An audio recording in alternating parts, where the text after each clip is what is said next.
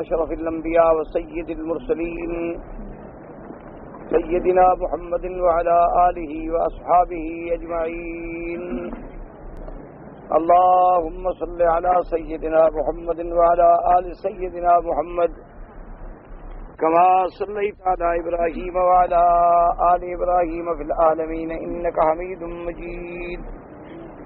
قال الله تبارك وتعالى في كلامه المجيد: أعوذ بالله من الشيطان الرجيم. بسم الله الرحمن الرحيم. ألم تر إلى الذين قيل لهم كفوا أيديكم وأقيموا الصلاة وآتوا الزكاة فلما كتب عليهم القتال إذا فريق منهم يخشون الناس كخشية الله أو أشد خشية وقالوا ربنا لم كتبت علينا القتال لولا أخرتنا إلى أجل قريب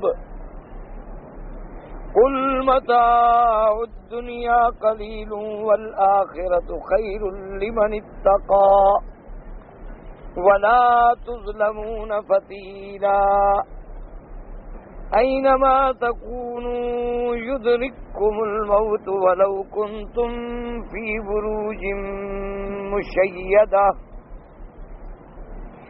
وإن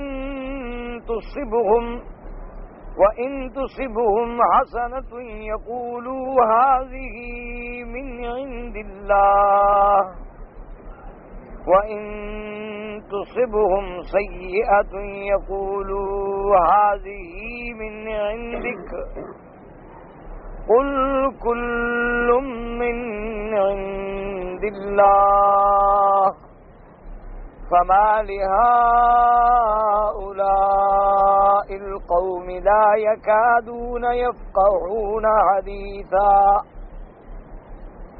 ما أصابك من حسنة فمن الله وما أصابك من سيئة فمن نفسك وأرسلناك للناس رسولا وكفى بالله شهيدا.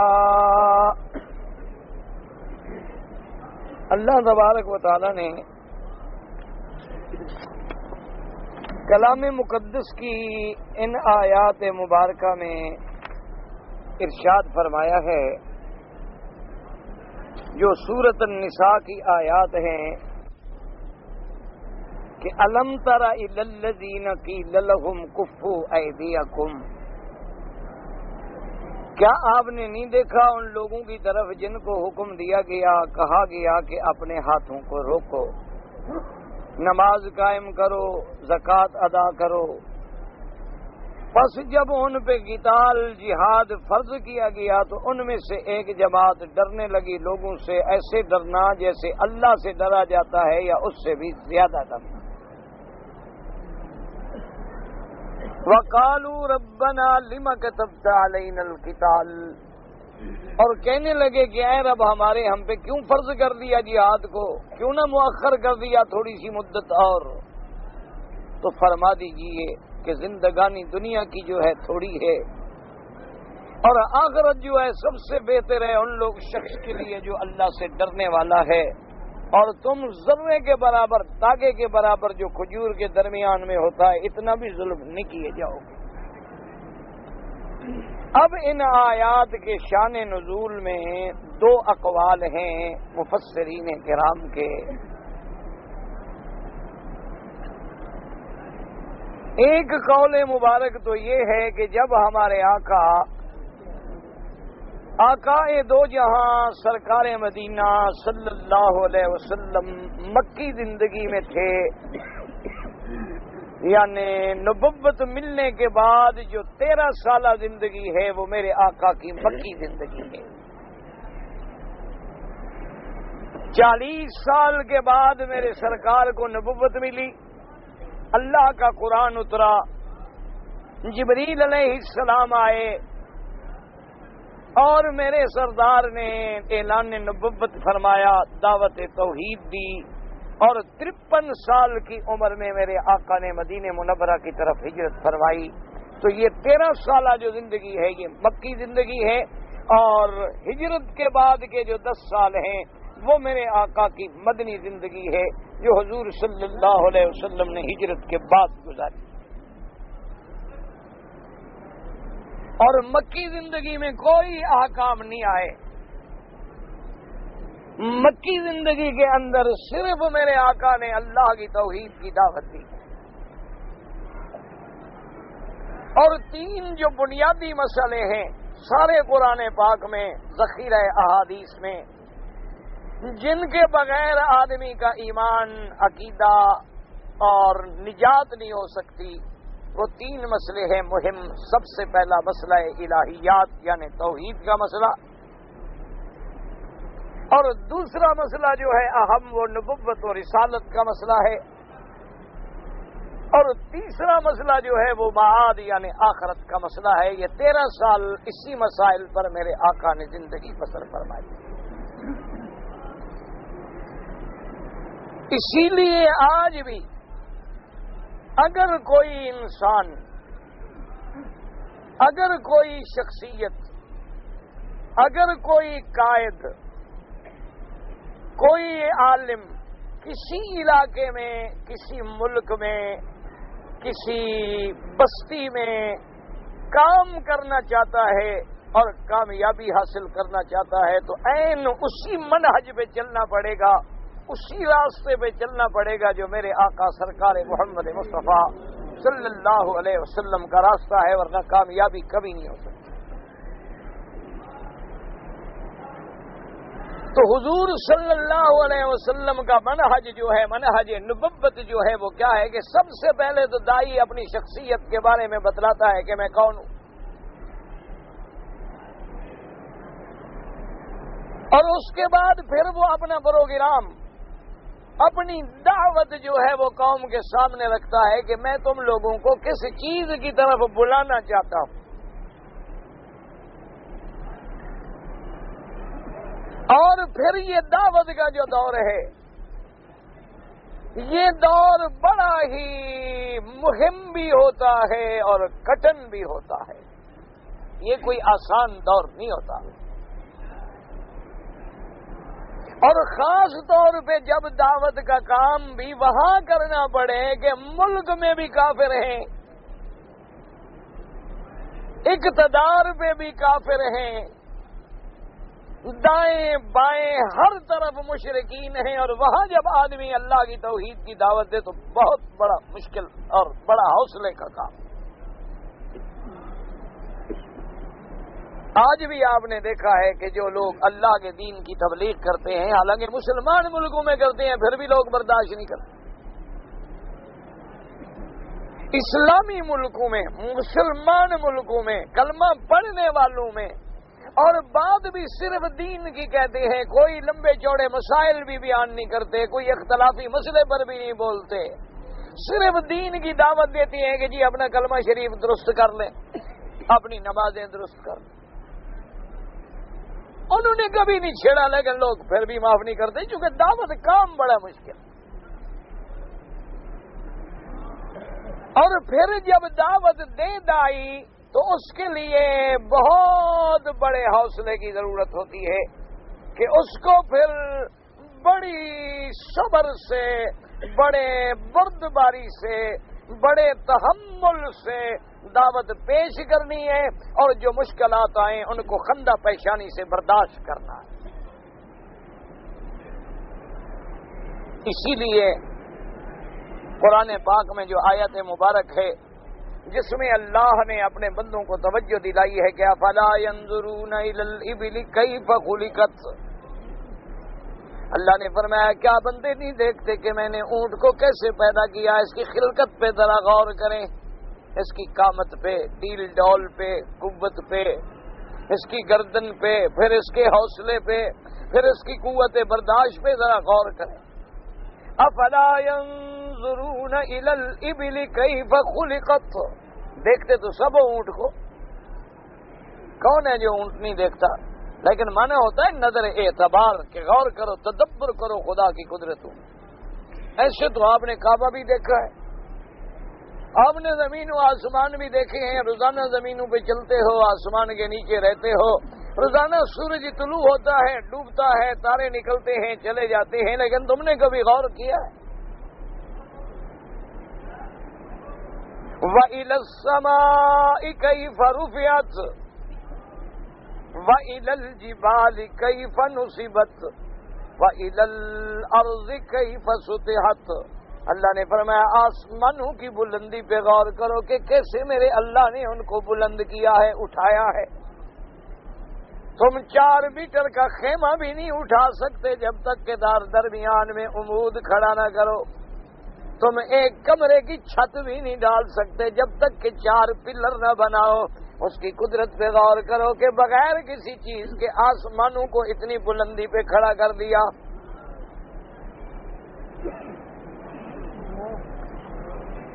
اور اس کے بعد فرمایا وَإِلَى الْجِبَالِ كَيْفَ نُصِبَتْ، اور پھر دیکھو کہ پہاڑوں کو کیسے جمایا، کیسے میخوں کی طرح لگا دیا کہ تم بھی تو میخیں گاڑ کے کسی چیز کو جماتے ہو۔ اللہ نے زمین کی میخیں پہاڑوں کو بنایا، اور تم کسی چیز پہ وزن رکھنا چاہو کتنا رکھ لو گے؟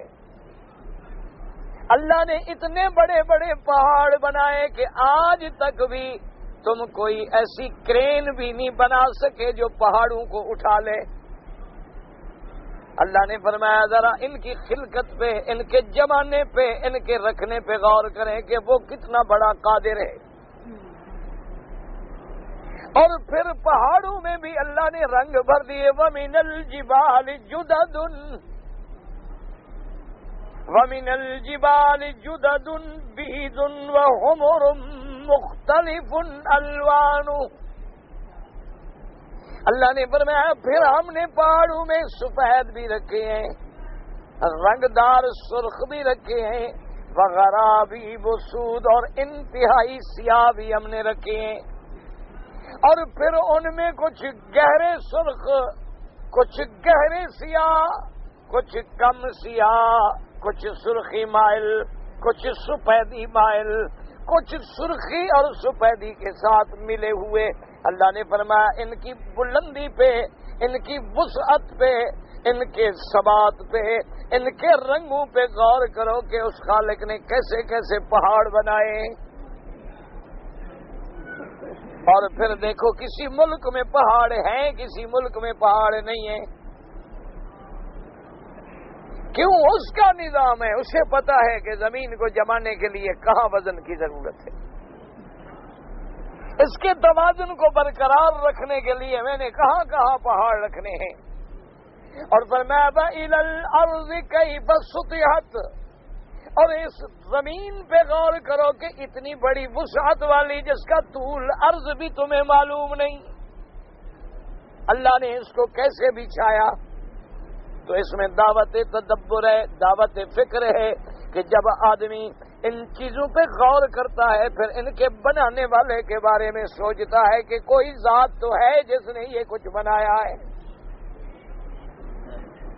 اور جب وہ ذات ہے پھر یہ سوچتا ہے کہ وہ کتنی قوت والا ہے، وہ کتنی قدرت والا ہے، وہ کتنی شان والا ہے، وہ کتنی عظمت والا ہے۔ لیکن اسی کے ساتھ حضرت سندھی رحمت اللہ علیہ نے انہوں نے لکھا جہاں ان آیات میں توحید کی دعوت ہے، اللہ تعالی کی آیات کی طرف نظر تدبر کی دعوت ہے، غور و فکر کی دعوت ہے، وہاں ایک دائی کے لیے، ایک دین کے سپاہی کے لیے، دین کے مبلغ کے لیے، دین کی قیادت کرنے والے کے لیے اس میں ہدایات بھی دی گئی ہیں کہ اگر تم نے توحید کی دعوت دینی ہے، اگر تم نے بے دینوں میں دین پھیلانا ہے، اگر تو نے مشرکوں کو شرک سے چھڑانا ہے، اگر تو نے کافرانہ نظام کو توڑنا ہے، اگر تو نے جتنے اللہ کے سوا طاغوتی نظام ہیں ان سے جنگ لڑنی ہے تو پھر یہ صفتیں پیدا کرو، اونٹ کا صبر پیدا کر، کہ کیسا اونٹ میں صبر ہے کہ 2 دن پانی نہ ملے، چل رہا ہے ریت پہ، بوجھ ہے، بوجھ اٹھایا جا رہا ہے۔ اور قیادت کا یہ عالم ہے کہ ایک بچہ بھی اس کی مہار پکڑ لے، اس کے پیچھے چل رہا ہے، ایک بچہ اوپر بیٹھا ہے اس کو چلا رہا ہے، اتنی بڑی قوی الجثہ چیز کیسے تابع ہے؟ اور پھر اس کو جناب آپ نے کہیں باندھ کے کھڑا کر دیا ہے، بیٹھ کھڑا ہے، آپ نے باندھ کے بٹھا دیا ہے، بیٹھا ہے، پانی دے دیا ہے تو اچھی طرح پی لیا، نہیں ملا تو صبر کیا ہے۔ انہوں نے کہا یہ صفتیں پیدا کرے اور آسمانوں کی بلندی پیدا کرے کہ اس کو کوئی چھو نہ سکے، کوئی اس کو جھکا نہ سکے، اپنے دعوے کے بارے میں کوئی ڈھیل نہ پیدا ہو، کوئی لچک پیدا نہ ہو، اور فرمایا پہاڑوں کی طرح جم جائے اور اخلاق میں زمین کی طرح بچھ جائے، پھر اللہ کے دین کی تبلیغ کرے، پھر دعوت کا کام کرے، پھر کام ہوتا ہے، ایسے نہیں کام ہوتا۔ جب اپنے بیگانے بن جائیں، ایمان سے کہیں، وہ لوگ جو ساری زندگی میرے مدنی پاک کو صادق کہتے رہے، امین کہتے رہے، حضور کا نام لے کے جیتے رہے، حضور کے نام پہ فخر کرتے رہے، جب دعوت توحید آئی تو وہی تھے ظالم جو سامنے کھڑے ہو کے کبھی کہتے مجنون ہیں، کبھی کہتے جادوگر ہیں، کبھی کہتے نعوذ باللہ جھوٹ بول رہے ہیں، کبھی کہتے نعوذ باللہ انہوں نے تو بس پرانی کہانیاں سیکھی ہیں اور وہی ہمیں سنا دیتے ہیں۔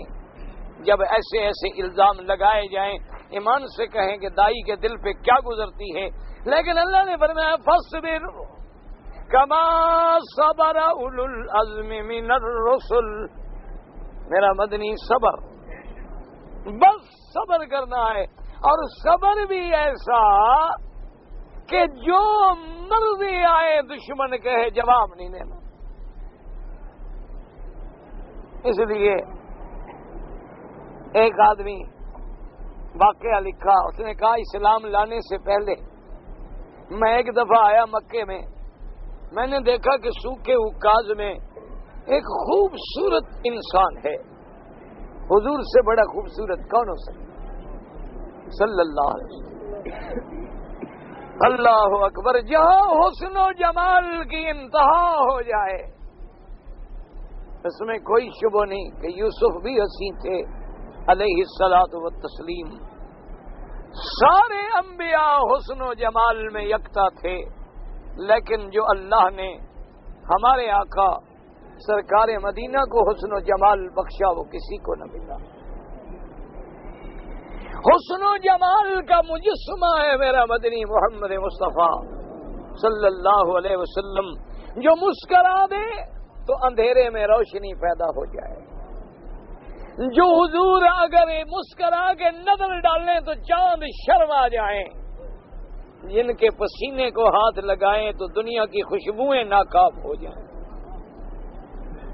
جو جس گلی میں گزر جائے پوچھنا نہ پڑے، گلیاں خود بتائیں کہ یہاں سے محمد گزرے صلی اللہ علیہ وسلم،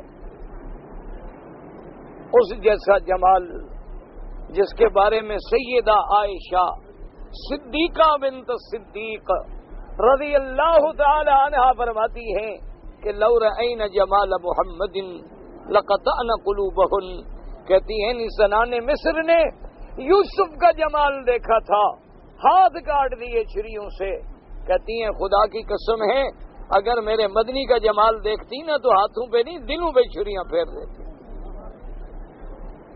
جمال رسول پاک صلی اللہ علیہ وسلم، ایک صحابی کہتا ہے چاند کھلا ہوا ہے، سامنے حضور آ رہے ہیں، میرے دل میں خیال آ گیا، کبھی ادھر نظر ڈالتا ہوں کبھی ادھر نظر ڈالتا ہوں، لیکن کہتا ہے خدا کی قسم ہے وہ نظرہ، وہ سرور، وہ بشارت، وہ نور، وہ چمک جو حضور کے چہرے کو نصیب ہوئی چاند کو بھی نصیب نہیں۔ اور بات بھی ٹھیک ہے، چاند ہے کیا؟ حضور صلی اللہ علیہ وسلم کے سامنے یہ قرہ نوری کیا حقیقت رکھتا ہے؟ اتنا بڑا عظیم پیغمبر صلی اللہ علیہ وعلا آلہ وصحابہ وسلم، تو وہ کہتے ہیں میں نے کیا دیکھا کہ سوکھے عکاز میں ایک جمال سے مزین، اتنا خوبصورت انسان میں نے زندگی میں نہیں دیکھا۔ وہ آگے آگے جا رہے ہیں اور ان کے پیچھے کچھ کافر ہیں جو پتھر برساتے ہیں، جو زبان سے غلط غلط باتیں کہتے ہیں، لیکن جانے والے نے مڑ کے نہیں دیکھا، وہ اپنی بات کہتے ہوئے چلے جا رہے ہیں۔ لوگوں سے میں نے پوچھا یہ کون ہیں؟ انہوں نے کہا محمد الرسول صلی اللہ علیہ وسلم۔ میں نے کہا یہ کون ہیں جو پتھر برسا رہے ہیں؟ انہوں نے کہا یہ ان کے رشتہ دار ہیں۔ خدا کی قدرت ہے کہ رشتہ داروں نے ہمیشہ پتھر ہی برسایا۔ یہ بھی کوئی اللہ کا نرالا نظام ہے جو ہماری سمجھ میں نہیں آتا۔ جہاں تاریخ اٹھا کے دیکھ لیں، سب سے زیادہ ستم جو ہے وہ رشتہ داروں نے کیا۔ اسی لیے کسی شاعر نے بڑی اچھی تشبیہ دی، اس نے کہا یہ رشتہ دار جو ہیں نا، یہ ایسی گیلی لکڑیوں کی مانند ہیں کہ دور ہوں تو دھواں دیں اور قریب ہوں تو جل جائیں۔ انہوں نے کہا یہ عجیب قوم ہے۔ ہر دور میں دیکھ لیں آپ، ہر دور میں تاریخ انسانیت پہ نظر ڈال لیں، حابیل کا قاتل کون تھا؟ بھائی تھا۔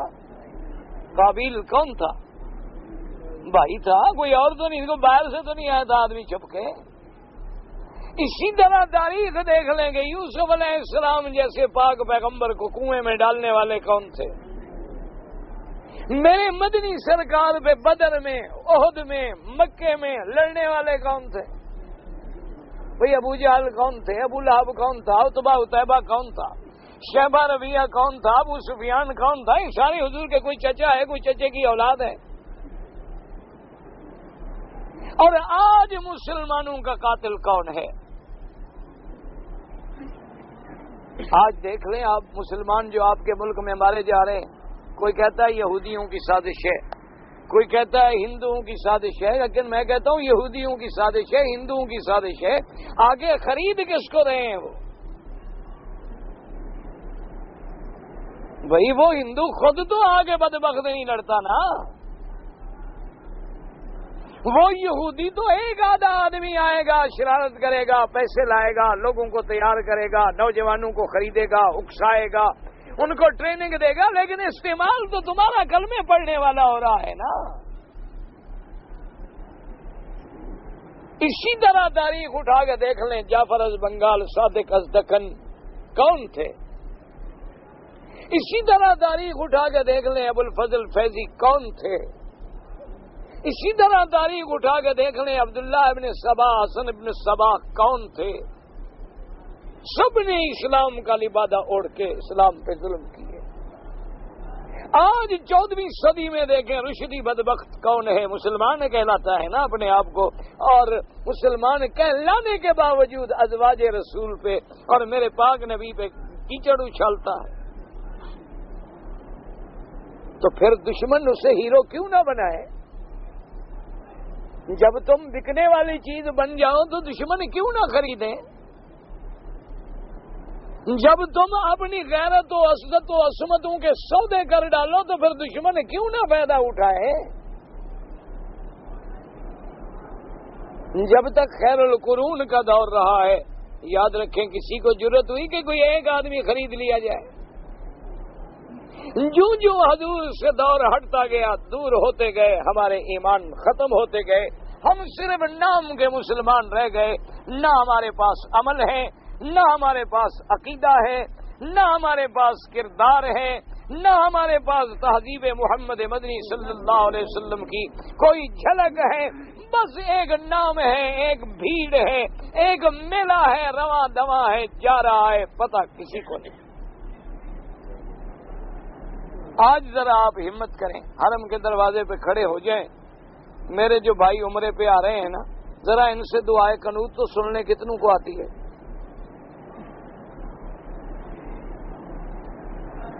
ان سے ذرا یہ تو پوچھ لیں کہ جنازے کی تکبیریں کتنی ہیں۔ ان سے ذرا یہ تو پوچھ لیں کہ تعدیل ارکان جو ہے نماز میں وہ کیا ہے۔ ان سے ذرا اتنا تو پوچھ لیں کہ کون سا پانی پلید ہے اور کون سا پاک ہے، پلید ہونے کی کیا نشانیاں ہیں، پاک ہونے کی کیا نشانیاں ہیں، ایک آدمی سے پوچھ لیں، حالانکہ عمرے پہ آیا ہے، مسلمان ہے اور پیسے خرچ کر کے مکہ مدینے آیا ہے، بس ایک بھیڑ ہے، روٹین ہے، آ گئے چلے گئے سبحان اللہ جی ماشاء اللہ، ادھر سے بھی پھول ڈال لیے اور جب اتریں گے تو انشاءاللہ 4-5 پھول اور ڈال دیں گے، کیونکہ مسلمان بڑا سخی ہے، زندوں کو بھی پھول ڈالتا ہے، مردوں کو بھی پھول ڈالتا ہے، یہ بڑی عجیب قوم ہے۔ اس کے پھول دونوں کے کام آتے ہیں، زندگی میں بھی کام آتے ہیں، مرنے کے بعد بھی کام آتے ہیں۔ حاجی حج کر کے آئے تو پھول ڈال دیں گے، کوئی فٹ بال کھیل کے جیتے، کرکٹ کھیل کے جیتے، تب بھی پھول ڈال دیں گے۔ ہاں اس کی بھی کامیابی، اس کی بھی کامیابی، اس کا کیا ہے؟ مسلمان جناب بڑی قوم ہے اور فخر کرتے ہیں ہمارے کھلاڑی جیت گیا، ہاں جی بڑا کمال کیا ماشاءاللہ، اور کھلاڑی جیت گئے تو سجدے میں گر گئے، اللہ کا شکر کر رہے تھے، لیکن کعبے کے علاوہ سجدہ اور طرف تھا، ان کو پتہ ہی نہیں کعبہ کدھر ہے، وہ خوشی میں گر گئے۔ انا للہ و انا الیہ راجعون۔ تجھ کو بتاؤں میں تقدیر کیا ہے، شمشیر و ثنا اول، طاؤس و رباب آخر۔ یہ بھی دور ہم نے دیکھنا تھا کہ موسیقی عبادت ہے، یہ بھی دور ہم نے دیکھنا تھا کہ گانے والے جو ہیں وہ اللہ کے قریب ہو گئے اور قرآن والے جو ہیں وہ اللہ سے دور ہو گئے۔ یہ بھی ہم نے دیکھنا تھا کہ دنیا میں میراثیوں کو، مغنیوں کو، فواحشات کو، طوائفات کو ملکہ کے لقب ملیں گے، یہ دور بھی ہم نے دیکھنے تھے، اس لیے اس پر کچھ نہیں کہہ سکتے ماں سوا اس کے کہ انا للہ و انا الیہ راجعون۔ بس اللہ پاک ہمارے مصیبتوں پہ رحم کرے اور ہمارے حالات میں تبدیلی لائے کہ ہمیں پتہ لگے اسلام کیا ہے، دین کیا ہے۔ خدا کے بندے عمرہ کرو، اللہ نصیب کرے، مدینہ منورہ کی حاضری دو، دعا کرو اللہ تمہیں بھی، اللہ مجھے بھی نصیب کرے، لیکن ذرا سیکھو عمرہ کیا ہے۔ عمرہ زیادہ سے زیادہ سنت ہے اور 5 وقت کی نماز فرض ہے، اگر فرض ادا نہ ہو اور سنت پہ زور ہو تو فائدہ، یعنی یوں سمجھ لیں عشاء کے بعد کتنی سنتیں ہیں، عشاء کی نماز کے بعد کتنی سنتیں ہیں، کوئی بات نہیں یار، میں کوئی لڑتا ہوں تمہارے ساتھ، قبرستان میں تو میں نہیں بول رہا، ماشاءاللہ سارے زندہ بیٹھے ہو ماشاءاللہ، کتنی سنتیں ہیں؟ 2۔ اچھا مجھے آپ مسئلہ بتائیں، میرے لیے آپ مفتی ہیں، آپ عالم ہیں، آپ مجھے مسئلہ بتائیں، ایک آدمی آئے بڑا اچھی طرح وضو کر کے، پاک صاف خوشبوئیں لگا کے ماشاءاللہ، اور جب نماز فرض ہو رہی ہوں تو بیٹھا رہے، جب فرض ختم ہو جائیں 2 سنتیں پڑھ کے گھر چلا جائے، ذرا آپ فتویٰ دیں اس کے بارے میں کہ اس نے فرض نماز نہیں پڑھی لیکن 2 سنتیں پڑھ کے سیدھا ماشاءاللہ گھر چلا گیا، کیا خیال ہے آپ کا، اس نے صحیح کام کیا؟ تو جو 5 وقت نماز نہ پڑھے عمرے کی سنت ادا کر لے تو کیا فائدہ ہو گیا بھائی؟ عمرہ تو سنت ہے، عمرہ تو فرض نہیں، زندگی میں حج ایک دفعہ فرض ہے، اس کے ساتھ عمرہ الگ الگ کرے تمتع ہے، ملا دے تو قران ہے۔ میرے آقا نے 4 عمرے فرمائے ہیں، تو عمرہ کرنا جو ہے وہ سنت محمد الرسول اللہ صلی اللہ علیہ وآلہ آلہ وصحبہ وسلم ہے۔ لیکن آپ مجھے بتلائیں، میرے مولوی کی بات نہ مانیں، اللہ نے آپ کو بھی تو عقل دیا ہے، ایک آدمی 5 وقت کی نماز فرض نہیں پڑھتا، عمرے پہ ماشاءاللہ 30,000 روپے لگا کے سبحان اللہ تشریف لائے، ایسے عمرے کا کوئی فائدہ؟ اور ایک نماز چھوڑنے والا آمدن تارک الصلاۃ جو ہے امام احمد ابن حنبل رحمۃ اللہ علیہ، شیخ الاسلام ابن تیمیہ رحمہ اللہ تعالی اور بہت بڑے فحول العلماء، ان کا فتویٰ ہے کہ وہ کافر ہے جس نے ایک نماز چھوڑی، صرف ایک، 5 نہیں، ایک نماز چھوڑنے والا کافر ہے۔ اور وہ ائمہ فرماتے ہیں کہ میاں بیوی ہے، اگر میاں نے نماز چھوڑی کافر ہو گیا، تب بھی نکاح ٹوٹ گیا، بیوی نے نماز چھوڑی تب وہ کافر ہو گئی ہے، مسلمان ہے، نکاح ٹوٹ گیا۔ آئندہ جو اولاد ہوگی وہ اولاد زنا ہوگی، اور اگر مر جائے تو لا یصلی علیہ، اس کا جنازہ نہ پڑھو، ولا یدفن فی قبور المسلمین، مسلمانوں کے قبرستان۔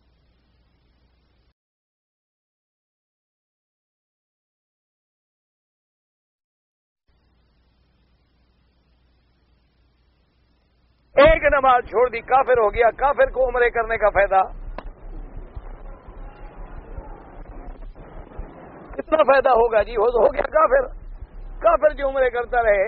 ابو جہل نے تو بڑے عمرے کیے، حج بھی کیے، لبیک بڑی پڑی ہے، کیا خیال ہے آپ کا وہ جنت میں جائے گا؟ آپ نے تو مسجد بھی شاید نہیں بنائی ہوگی، انہوں نے تو کعبہ بنایا تھا۔ آپ کو تو لوگوں کو اپنے گھر کا پانی نہیں پلاتے، وہ زمزم پلاتے تھے حاجیوں کو۔ سمجھو، خدا کے لیے سمجھو، عمرے پہ آئے ہو پہلے توبہ کرو، گناہوں سے، شرک سے، بدعتوں سے، غلط عقیدے سے۔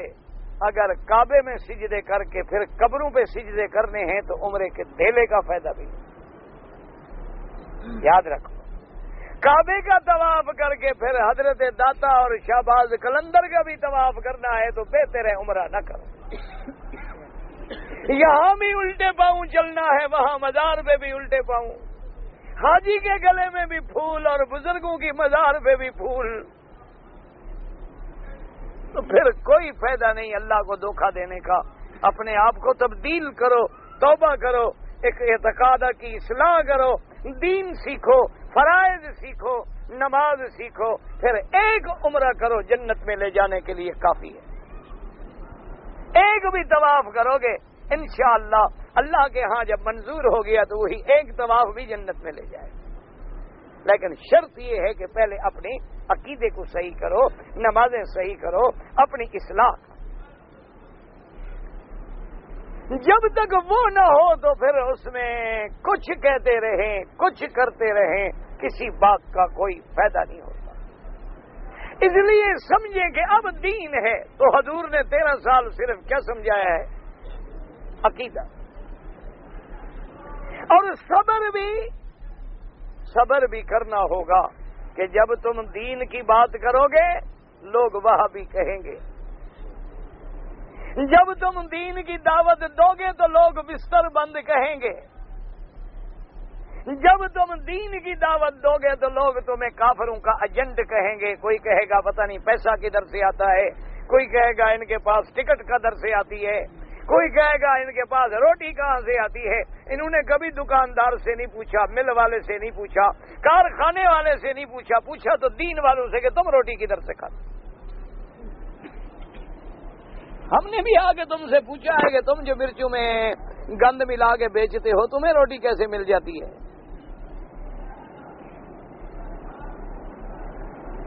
تو تم دنیا کا کام کرو، وہ بھی فریب کے ساتھ، فراڈ کے ساتھ، دھوکے کے ساتھ، تمہیں تو روٹی ملے، اور جو اللہ کا کام کرے اس کو نہیں ملے گی۔ کوئی بات ہے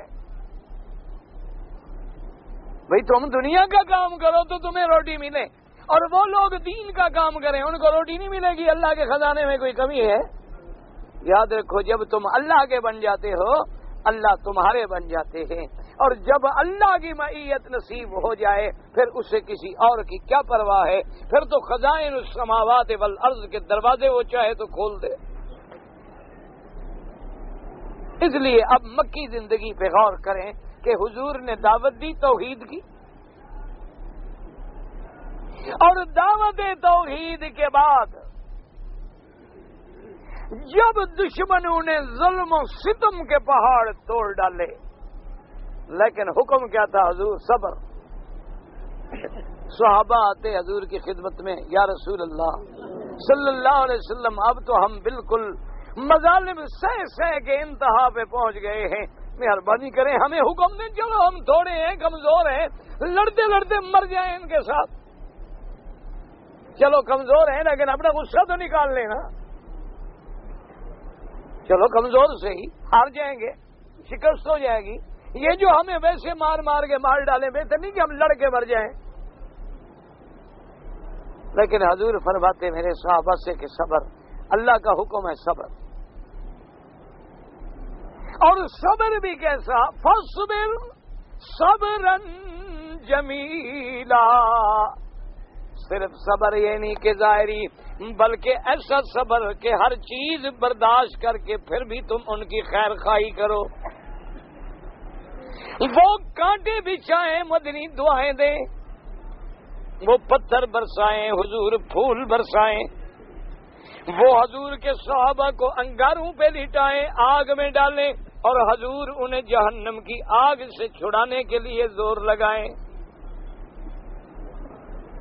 اب جب مکی زندگی گزر گئی، میرے مدنی پاک مدینے میں آ گئے، اللہ تبارک و تعالیٰ کی رحمت سے جماعت بڑھ گئی، صحابہ حبشے سے آ گئے، مکے سے مہاجر آ گئے، مدینے کے انصار مسلمان ہو گئے، اوس و خزرج کے قبائل مسلمان ہو گئے۔ اب جب جماعت بن گئی، قوت بن گئی، اب اللہ نے حکم دیا کہ جہاد کی اجازت ہے، اٹھیں جہاد کریں۔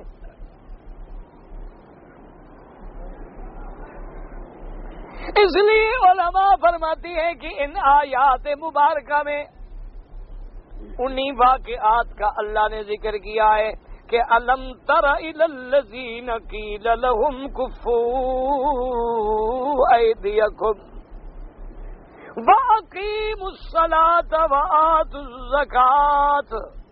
اللہ فرماتے ہیں میرا مدنی الم ترا یعنی الم تعلم، کبھی رویت علم کے معنی میں ہے، کبھی رویت دیکھنے کے معنی میں ہے، کبھی رویت قلبی ہوتی ہے، کبھی رویت بصری ہوتی ہے، کبھی رویت سے مراد علم ہوتا ہے، یعنی ایسی بات جو بالکل کھلی ہو، جیسے آنکھوں کے سامنے ہو، جیسے اللہ نے فرمایا الم تر کیف فعل ربک باصحاب الفیل۔ میرا مدنی کیا آپ نے نہیں دیکھا کہ ہم نے ہاتھی والوں بادشاہ کے ساتھ کیا کیا؟ حالانکہ اس وقت حضور تو موجود بھی نہیں، حضور پیدا بھی نہیں ہوئے، اسی سال حضور کی ولادت ہے، لیکن فرمایا الم تر کیف فعل ربک، معنی الم تعلم یا محمد، کہ میرا مدنی کیا آپ نہیں جانتے؟ کیوں؟ ہے تو بڑا مشہور واقعہ ہے، ہاتھیوں والا واقعہ بچے بچے کی زبان پہ ہے۔ مکے والوں نے تو وہ پتھر بھی چن کے رکھے ہوئے تھے جو ہاتھیوں پہ گرے تھے، وہ پتھر چن کے رکھے ہوئے تھے یاد دیکھنے کے لیے، عبرت پکڑنے کے لیے۔ الم تر الی الذین قیل لهم، اللہ نے فرمایا کیا آپ نے نہیں دیکھا، آپ نے نہیں جانا ان لوگوں کو جن کو ہم نے حکم دیا تھا کفوا ایدیکم، اپنے ہاتھوں کو روکو، لڑائی نہ کرو، جواب نہ دو، برداشت کرو، صبر کرو، اور کریں کیا؟ فرمایا اقیموا الصلاۃ وآتوا الزکاۃ۔ یاد رکھو علماء فرماتے ہیں کہ نماز کا بھی باقاعدہ قیام جو ہے وہ مکی زندگی میں نہیں بلکہ مدنی زندگی میں ہے۔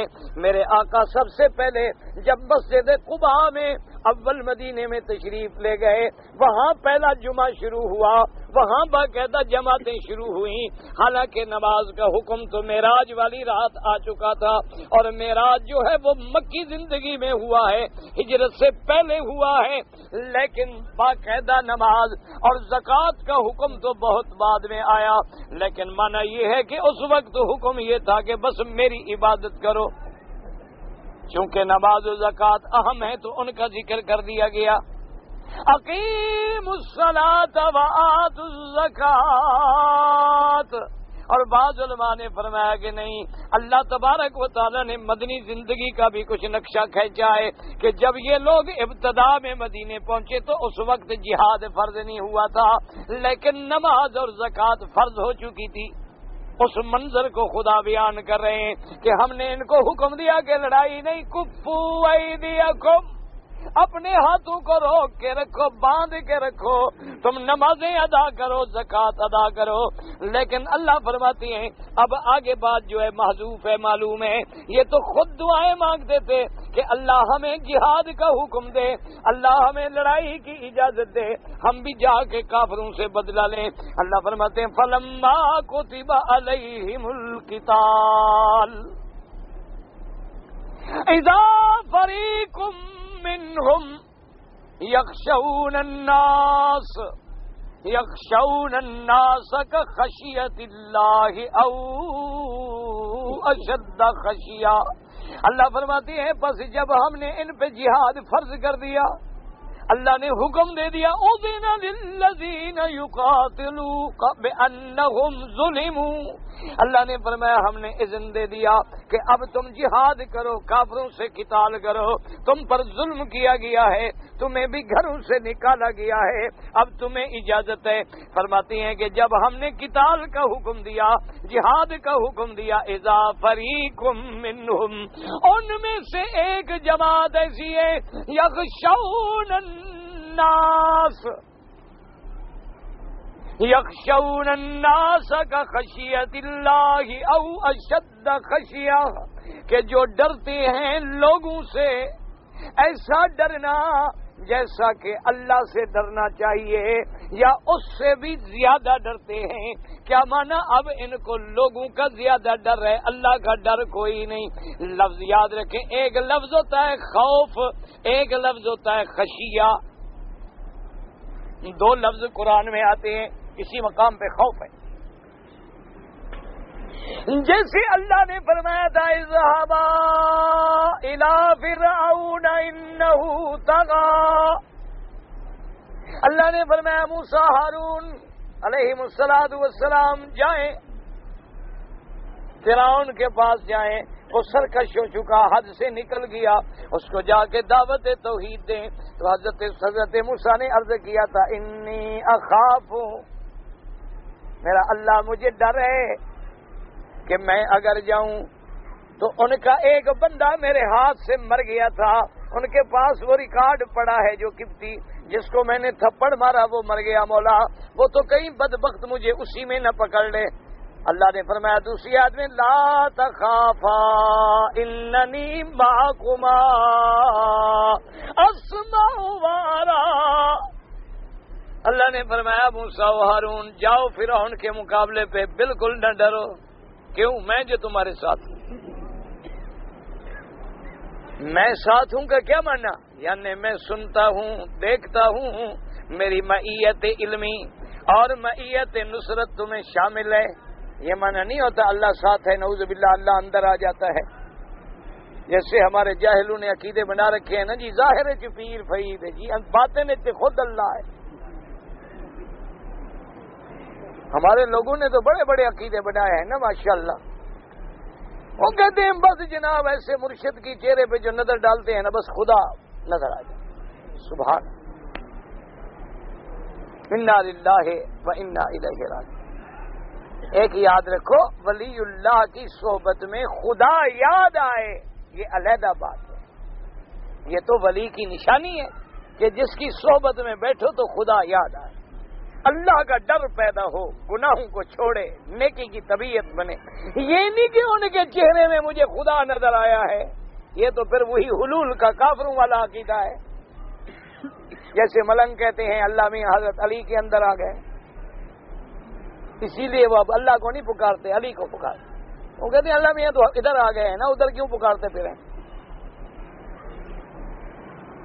انا للہ و انا الیہ راجعون۔ کعبہ شریف میں کھڑے ہوں نا، یہاں بھی حضرت علی کو پکار، دعا کرو اللہ انہیں بھی ہدایت۔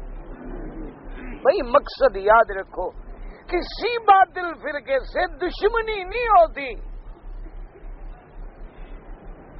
کوئی ذاتی جھگڑا نہیں ہوتا، مقصد یہ ہوتا ہے کہ اللہ ان کو بھی ہدایت دے کہ وہ بھی غلط راستے سے نکل کے صراط مستقیم پہ آ جائیں۔ کوئی لڑائی نہیں ہوتی، لڑائی تو وہاں ہو جہاں کوئی ذاتی مسئلے ہوں، زن زر زمین کے جھگڑے ہوں، یہاں کیا ذاتی جھگڑا ہوتا ہے کسی سے؟ تو سب یاد رکھیں، ایک لفظ ہے خوف اور ایک لفظ ہے خشیہ. قرآن میں دونوں لفظ ہیں. جیسے اللہ نے فرمایا موسیٰ علیہ السلام سے جب حکم دیا کہ لکڑی گراؤ، لکڑی گری، سانپ بن گیا، موسیٰ علیہ السلام دوڑے. موسیٰ علیہ السلام جناب تو اللہ نے حکم دیا خذھا ولا تخف. موسیٰ علیہ السلام نہ ڈرو پکڑو. اللہ میاں سانپ ہے. لوگ تو کہتے ہیں پیروں کو علم غیب ہے، نبی کے سامنے سانپ ہے، نبی کو علم نہ علم ہے تو بھاگ رہے ہیں، ڈرامہ بنا رہے تھے. نعوذ باللہ. کیا خیال ہے آپ کا؟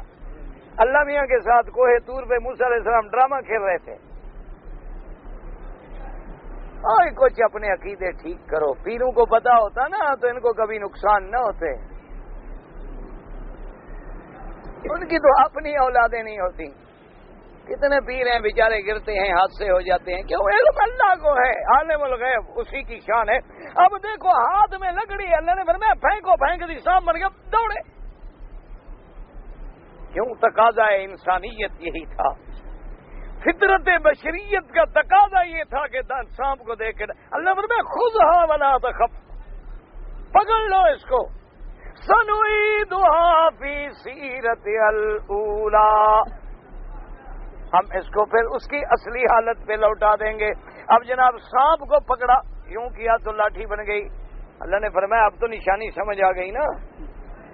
اللہ میاں اچھا، اللہ نے فرمایا فرعون کے پاس کہتے مجھے ڈر لگتا ہے. اتنی بڑی نشانی ہاتھ میں ہے پھر بھی کہتے ہیں ڈر لگتا ہے.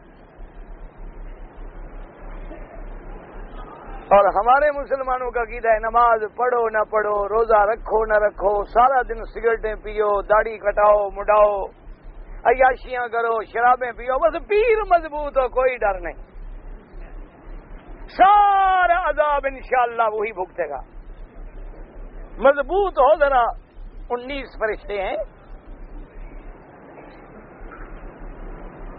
انا للہ و انا الیہ راجعون. او خدا کے بندو، اللہ سے ڈرو. سب کچھ کرنے کے بعد بھی ڈرو.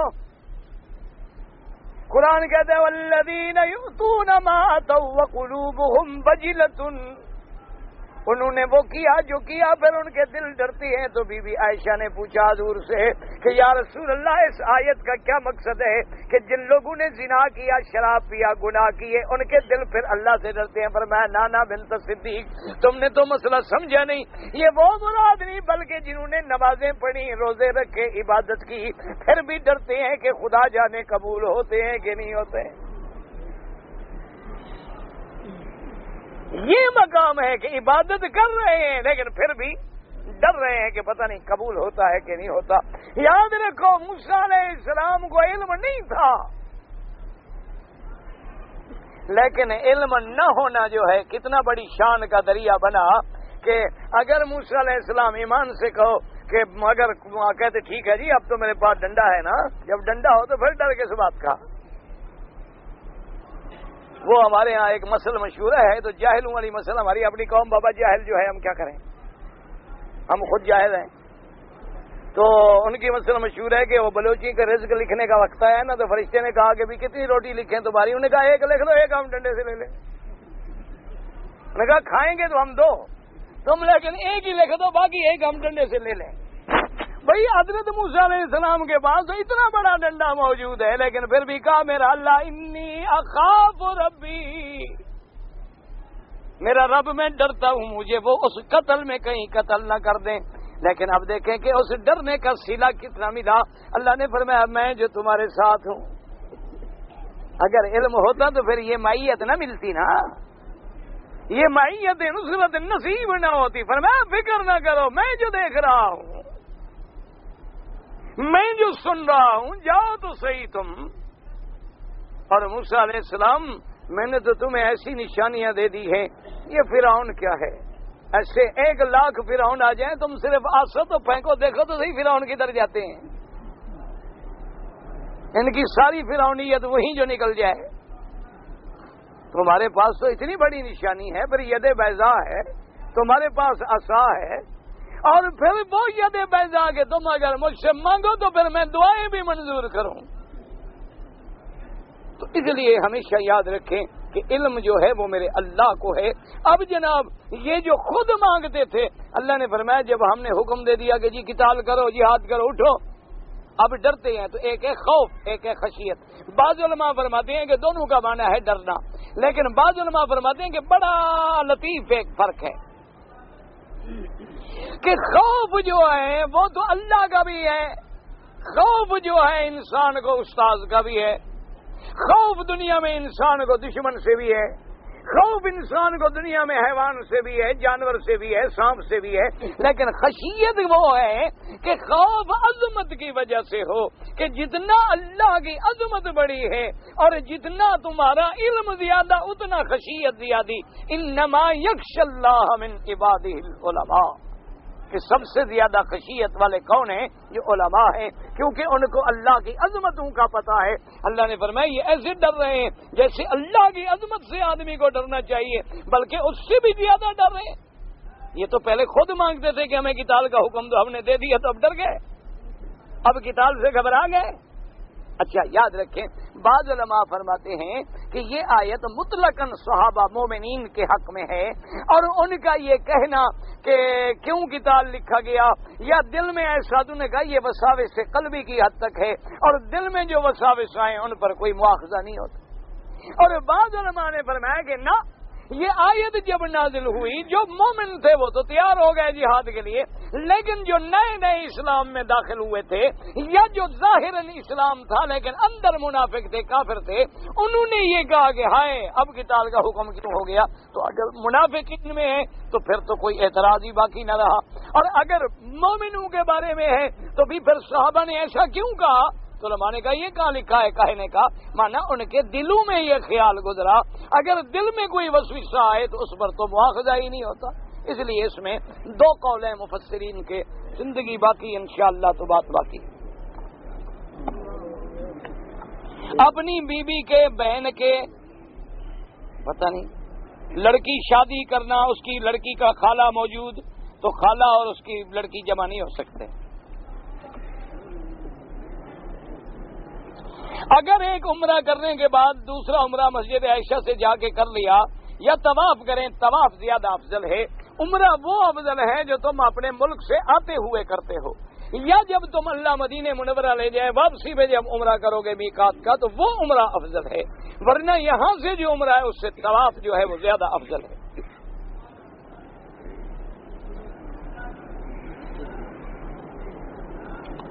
ایک آدمی نے عمرہ ادا کیا، تھوڑے تھوڑے بال کاٹے اور دمام یا جدہ چلا گیا، وہاں جا کے بال کاٹے، احرام باندھے رکھا، کپڑے نہیں بدلے، وہاں بال کاٹے، پھر بھی دم نہیں پڑے گی، کیونکہ تھوڑے تو انہوں نے یہاں بھی کٹوا لیے تھے۔ لیکن افضل یہ ہے کہ عمرہ مکے میں ہوتا ہے، حرم میں، اور بال بھی حد حرم میں مکے میں کٹوانے چاہیے، آئندہ ایسی بات نہ کرے۔ کیا قرآن و حدیث میں ایسی حدیث ہے کہ اگر میں حضور کو پیدا نہ کرتا تو دنیا پیدا نہ کرتا؟ ایک روایت ہے لیکن اس پر اعتماد نہیں محدثین۔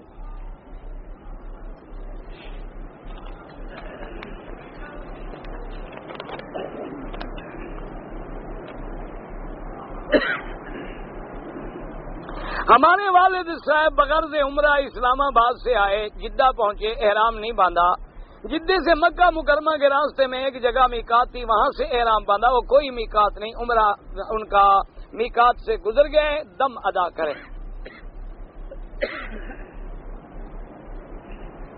اگر آپ نے تھوڑے بال کٹوائے یعنی ٹک لگایا، ادھر دو بال تو پھر تو دم ہے، اگر سارے سر سے تھوڑے تھوڑے بال کٹائے تو پھر دم نہیں ہے۔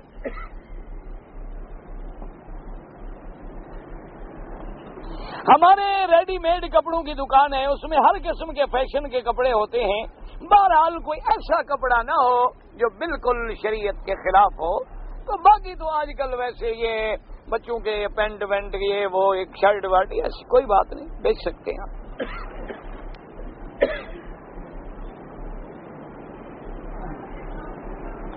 مومن کے جھوٹے میں شفا ہے، ہاں آتا ہے کہ سور المؤمن جو ہے پچا ہوا اس میں شفا ہے، لیکن اگر بیمار ہے تو وہاں حکم احتیاط کا بھی ہے کہ وہاں احتیاط کرے۔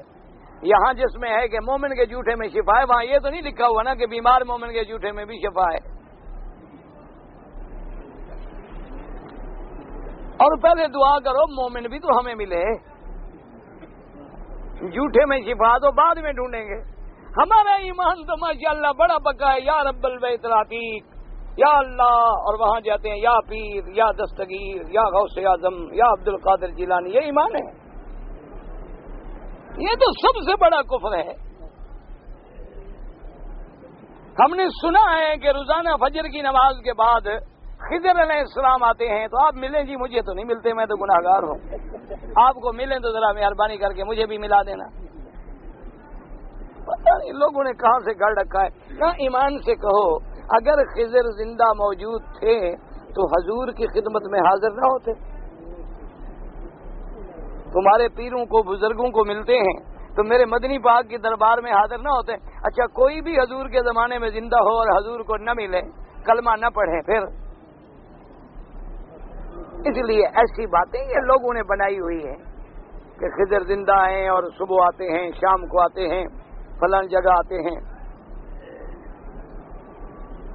ایک آیا تھا مجھے بھی ایک پیر ٹکرا تھا 2 سال پہلے کی بات ہے. کہتا ہے جی میں نے آپ کی بڑی تعریف سنی ہے. میں نے کہا جی آپ نے غلط سنی ہوگی تعریف تو میری. کہ نہیں جی آپ ایسی بات نہ کریں. میں کہ چلو جی مہربانی جزاک اللہ. کہتا ہے جی اللہ نے مجھے امور تکوینی جو ہے نا اس کے بڑے اختیارات دیے ہیں. آپ کو کبھی کوئی کام ہو نا بس آپ مجھے حکم کیا کریں. آپ کوئی محنت شنت کرنے کی آپ کو ضرورت نہیں ہے.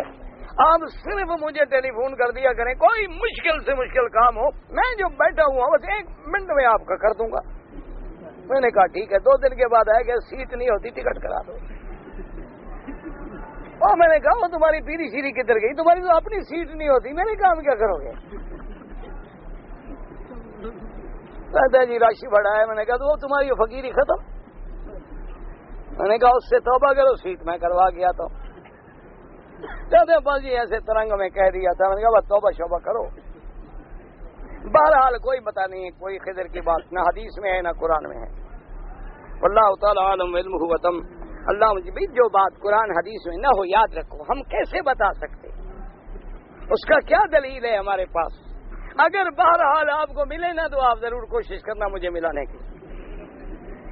اللہم صلی علی سیدنا محمد وعلی آل سیدنا محمد مبارک وسلم. یا اللہ یا رحمان یا رحیم یا حی یا قیوم یا ذی الجلال والاکرام. یا اللہ عالم اسلام پہ اپنی رحمت نازل فرما. یا اللہ ہر کلمے پڑھنے والے کا عقیدہ صحیح فرما. یا اللہ ہمیں توحید کا سبق صحیح نصیب فرما. حضور کی سچی محبت نصیب فرما. صحابہ اہل بیت اولیاء کرام کی محبت نصیب فرما. یا اللہ حرمین کا ادب نصیب فرما. یا اللہ ہمارے گناہ معاف فرما. یا اللہ ہماری اولادوں کی، بھائیوں کی، ہر مسلمان کی ظاہری باطنی بیماریاں دور فرما. سب پریشانیاں اپنی رحمت سے دور فرما. یا اللہ تمام پریشانیاں اپنی رحمت سے دور فرما. یا اللہ اپنے دروازے سے محروم نہ فرما. یا اللہ اپنی نعمتوں سے محروم نہ فرما. یا اللہ بیماروں کو شفا عطا فرما. یا اللہ بے حیاؤں کو حیا عطا فرما. یا اللہ بے دینوں کو دین عطا فرما. بے اولادوں کو اولاد عطا فرما. جن کی اولادیں ان کو صالح بنا. بے روزگاروں کو روزگار عطا فرما. قرض داروں کے قرض ادا فرما. یا اللہ مسلمانان کشمیر کی قدم قدم پہ نصرت فرما. یا اللہ کشمیر پہ اسلام کا پرچم بلند فرما. یا اللہ فلسطین اور بیت